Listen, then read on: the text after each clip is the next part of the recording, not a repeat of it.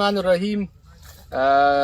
ګرانو کتونکو، نن ورځ د ګوشتې ولسوالۍ ته راغلي یو چې دغه باغ موږ تقریبا د نن نه 4 کاله مخکې د ډریپ په سیستم باندې جوړ کړو او نن تاسو ته هغه نتیجه ښیو. دلته یو څو هدفه دي.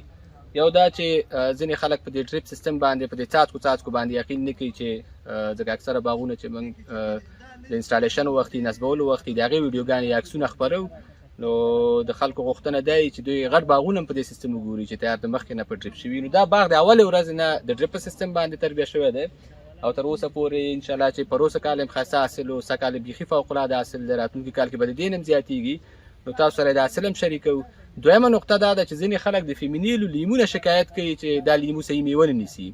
هلته مسله پکې دا ده چې دوی دغه د کوم د سرې اندازه چې دا غواړي، په څومره اندازه چې اوبه غواړي، دا خلک ورته په درست شکل باندې نه برابري. که چیرې برابر کړي په ډېر کم مقدار سره په ډېر کم مصارفو سره دوی کولی شي چې د دوی باغونه دې اندازې ته ورسیږي. داسې راځو دغه ټولو ونو کې تاسو ته وګورئ. هم د ډریپ سیستم بله فایده که دلته وګورئ، دغه ځمکه چې ده ټوله جغل لري، شکلنه خاوره ده او ډېره کمه خاوره په دې ځای کې شته. نو بیا موږ یو تخنیک د کار اخیستی چې دا د منځ خاوره راټولو، بوټو ته یې اچوو تر څو د بوټي شاوخوا خاوره ورته زیاته شي، ډېرې ښه پکې تربیه شي. او دغه ساحه که چیرې وګورو، دا یو دشتي ساحه ده او ماشاءالله دې بوټو پکې دومره وده کړې ده چې په ډېرو حاصلخیزو ځمکو کې موږ داسې باغونه نه لرو. نو علت یې دا ده چې هغه حاصلخیزو ځمکو کې موږ کولی شو چې د دې نه هم ښه باغ ولرو، خو صرف چې دغه باغداران کومې سپارښتنې ورته کېږي یا باغ چې څه رقم کېنول کېږي، څه رقم روزل کېږي، دغه شیان مراعات کړي. نو که چیرې تاسو دغه بوټي ته وګورئ او ورسره دې خواته دې بوټي ته وګورئ، نو د دې حاصلات فوق العاده زیات دي. د دې لپاره چې موږ ته په ثبوت ورسېږي چې یو بوټی څومره حاصل کوي، څومره میوه نیسي، د هغې دپاره موږ د یوې ونې میوه راوشکوله او همدلته په پټي کې وتړله. د هغې اندازه د یوې ونې حاصل چې دی 14.7 منه، یعنې څه کم 15 منه میوه چې ده دا په یوه بوټي کې وه. دغه بوټي تاسو وګورئ، دا بوټی ډک دی او دغه بوټی چې دا بل بوټی څنګ کې چې ورسره خالي ښکاري، د دې نه موږ میوه راوشکوله او دا د همدې بوټي میوه ده. د 14 پچیو کې راټوله 4 پچیو کې راټوله شوه. نو حساب هم چې ورته وکړو اووم تلله، نو 14.1 منه د دې هغه مجموعي حاصل دی. داسې که چېرې د نورو قطارونو ته لاړ شئ، تاسو دا وګورئ. باغ ماشاءالله ډېر خوند کوي چې پکې سړی ګرځي، چکر ووهي. په داسې تیږو کې که چېرې ځمکې ته تاسو وګورئ، ځمکه وګورئ، دا ټوله تیږه ده او لږه خاوره لري. نو په دغسې یوه ځمکه کې دا باغ جوړ شوی دی. که تاسو دلته دا حاصلات وګورئ، په هر بوټي کې ماشاءالله ښه فوق العاده حاصل لري.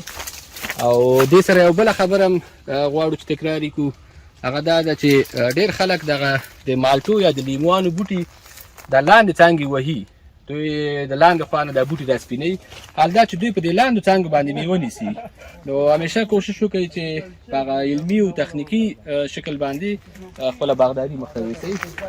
نو داسې ټولو بوټو ته که چیرې وګورو، ماشاءالله وده او نمو یې پیاوړه خاوره. که چیرې نثار دا ټول هغه تاسو ته راواخلي، دغه ویو تاسو وګورئ، ټول بوټي ته وګورئ، ماشاءالله یو قد او یو قواره باندې دي. او ورسره که چیرې حاصلات ته وګورو نو فوق العاده ښه حاصل دی.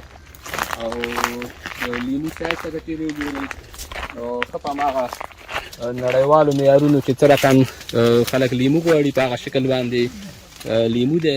نو د نورو باغدارانو هم غوښتنه دا ده چې په دې خاطر چې موږ په وطن کې تولید زیات کړو، نو موږ باید د کمې ځمکې نه سالمه استفاده وکړو، ښه استفاده وکړو او د باغدارۍ ښه منیجمنټ مخته یوسو. د هغې په صورت کې به تاسې هم دغسې باغونه لرئ. نو یو وخت به موږ د دې ارمان کولو، دغسې باغونه به موږ صرف په تصویرونو کې لیدل، یا به د کلیفورنیا باغونه و، یا به د ایټالي و، یا به د نورو ځایونو. خو نن ماشاءالله موږ په خپل هېواد کې په دې توانېدلي یو چې دغسې باغونه ولرو او په دغه شکل باندې حاصلات ولرو. انشاءالله کوم نوي باغونه چې د مالټو باغونه کېنول شوي دي او هغه زموږ په لارښوونه او په هدایت کېنول شوي دي او زموږ ټیم ورسره همکاري کوي، نو ډېر ژر به انشاءالله د هغې ویډیوګانې تاسو وګورئ د هغې حاصلات به وګورئ